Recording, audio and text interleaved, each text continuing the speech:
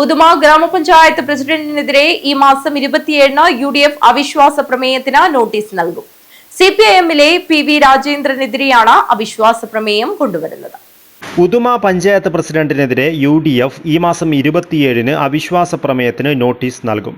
UDF-ന് ഭൂരിപക്ഷമുണ്ടായിട്ടും നറുക്കെടുപ്പിലൂടെ തെരഞ്ഞെടുക്കപ്പെട്ട CPM-ലെ PV രാജേന്ദ്രനെതിരെയാണ് അവിശ്വാസ പ്രമേയം കൊണ്ടുവരുന്നത്. കഴിഞ്ഞ ഡിസംബറിൽ നടന്ന പ്രസിഡന്റ് തെരഞ്ഞെടുപ്പിൽ UDF പ്രസിഡന്റ് സ്ഥാനാർത്ഥിക്ക് പറ്റിയ കൈപ്പിഴയാണ് ഭൂരിപക്ഷമുണ്ടായിട്ടും രാജേന്ദ്രനെ പ്രസിഡന്റ് പദവിയിലേക്ക് എത്തിച്ചത്. തിരഞ്ഞെടുക്കപ്പെട്ട് കഴിഞ്ഞാൽ 6 മാസത്തിനു ശേഷം മാത്രമേ അവിശ്വാസം കൊണ്ടുവരുവാൻ പറ്റുകയുള്ളൂ എന്നതിനാലാണ് ഈ മാസം 27-ന് തന്നെ നോട്ടീസ് നൽകുവാൻ UDF തീരുമാനിച്ചത്. ജൂൺ 26-ന് രാജേന്ദ്രൻ പ്രസിഡന്റായി 6 മാസം പൂർത്തിയാകും.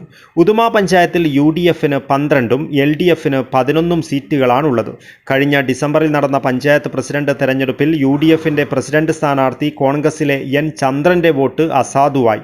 ബാലറ്റ് പേപ്പറിന്റെ പിറകിൽ പേരിന്റെ കൂടെ ഒപ്പും കൂടി വേണമെന്നാണ് ചട്ടം. ചന്ദ്രൻ പേര് മാത്രമാണ് എഴുതിയത്. ഇതോടെ വരണാധികാരി ആ വോട്ട് അസാധുവായി പ്രഖ്യാപിച്ചു.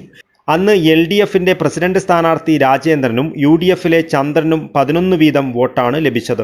ഇതേ തുടർന്ന് നടത്തിയ നറുക്കെടുപ്പിൽ വിജയിച്ച് രാജേന്ദ്രൻ പ്രസിഡന്റ് ആവുകയായിരുന്നു. ഈ പ്രസിഡന്റ് തെരഞ്ഞെടുപ്പ് ചോദ്യം ചെയ്ത് ചന്ദ്രനും UDF-ഉം ഹൈക്കോടതിയെ സമീപിച്ചു. പഞ്ചായത്ത് തെരഞ്ഞെടുപ്പിലെ നടപടിക്രമങ്ങൾ ചോദ്യം ചെയ്യേണ്ടത് മുൻസിഫ് കോടതികളിലാണെന്ന നിർദ്ദേശത്തോടെ ഹൈക്കോടതി ഹർജി തള്ളി. മുൻസിഫ് കോടതിയിൽ ഈ കേസ് ഇപ്പോഴും തുടരുന്നുണ്ട്. News bureau, Kasaragod.